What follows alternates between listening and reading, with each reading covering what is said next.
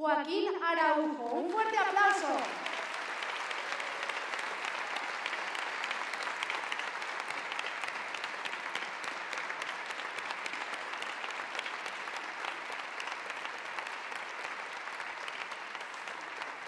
Muchísimas gracias, Joaquín, por haber venido hasta Guadalajara.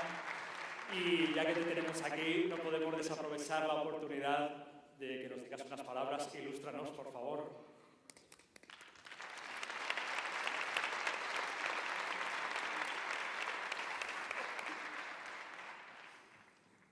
Son 50 años, medio siglo, y lo normal es acordarse de las personas, las trayectorias, las ideas y, sobre todo, como acabamos de comprobar lo que significa la sensibilidad artística, acordarnos de tantas y tantas personas que consiguieron en el mejor alambique que puede el ser humano desplegar, convertir sus propios sentimientos en algo que nuestras propias sensibilidades son capaces de identificar como lo más sincero y lo más necesario para los seres humanos.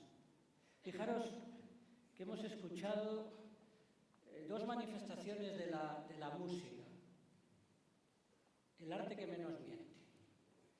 Pero si tuviéramos que dar una definición de lo que es la expresión de la creatividad humana y lo que más nos une a todo esto que está hoy siendo representado aquí, y por lo que yo tengo que dar una sincera enhorabuena, he pasado por muchas, en el lado amargo y en el lado satisfactorio de lo que supone el compromiso con la continuidad de la vida. Pero de verdad que esta gala no es para menos el tenerla en posición destacada. Mi memoria, desde luego, nunca va a esquivar el recuerdo de lo que estáis haciendo aquí, y cuando uno piensa que son 20 años o 21 haciendo estas galas, desde luego mi más sincera enhorabuena. Pero retomo el hilo. No olvidemos nunca que el arte es un paso, como dijo el gran poeta Jalil Gibran, que se da desde la naturaleza hacia el infinito. Estos acordes musicales o estas manifestaciones de la última música que el ser humano ha sido capaz de desplegar sobre nosotros siguen siendo un paso que se da desde la naturaleza hacia el infinito. Pero ¿quién es el gran artista de este planeta? El incomparable escritor, seguramente la mejor mente del siglo pasado, Albert Camus, decía que la tarea del artista es dar forma. ¿Quién ha dado forma a este mundo? Pues las fuerzas que intentamos defender, que intentamos que sigan siendo como fueron antes y como tienen la vocación de continuar siendo. El gran artista de este mundo es el agua, es el lápiz del tiempo.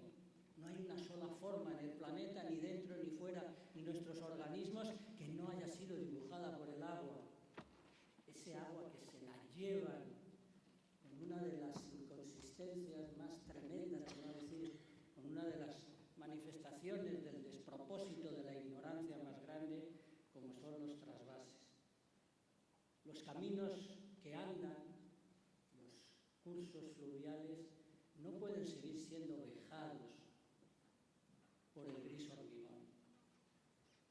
Entre esos aspectos que unen naturaleza, cultura y la defensa de la misma, tenemos que sentirnos especialmente orgullosos de entroncar con una de las facetas más importantes de la historia de nuestra especie. Entroncamos con el pensamiento de la compasión. Es curioso porque fue uno de los primeros que pasaron a ser escritos sobre determinados soportes. Primer monumento intelectualmente hablando importante de nuestra especie, ya hace un llamamiento a que seamos compasivos con el resto de las criaturas vivientes. Ahí está el taoísmo, gran parte del budismo, del hinduismo. Hemos escuchado un poema de Lord Byron. El romanticismo, sobre todo el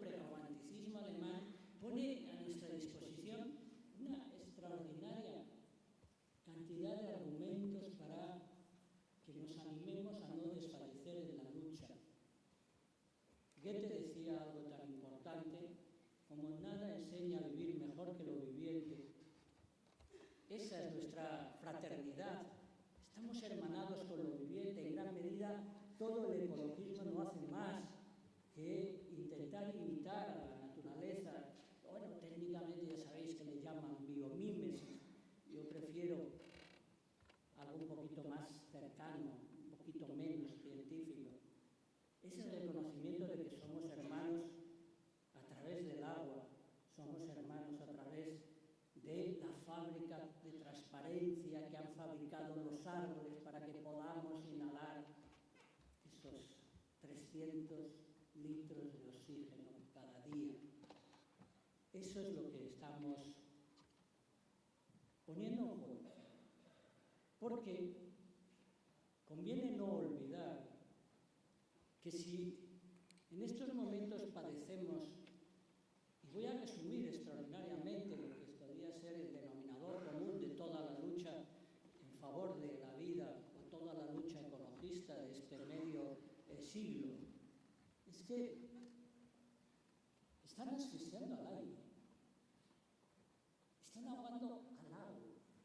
Y es curioso porque la ahogan con plásticos, están enterrando a la tierra. Qué tremendo que el gran enterrador de este planeta sea esas materias grises y negras, asfalto, cemento. Pero para que sea posible enterrar a la tierra, asfixiar al aire, ahogar al agua, ¿saben ustedes lo que ha tenido que pasar primero? Que han tenido que deshumanizar al humanismo. Eso es exactamente lo que provoca la totalidad de la tragedia. ¿Saben ustedes que hay una tragedia mayor que la destrucción de la naturaleza? Pues precisamente la de que al deshumanizar a las personas, a la inmensa mayor parte de los que forman nuestra especie, ellos no consideran que sea una tragedia la destrucción de la vida, el amontonamiento de lo feo, la mezquindad de todo este sistema que no tiene las elementales agallas o principios éticos para reconocer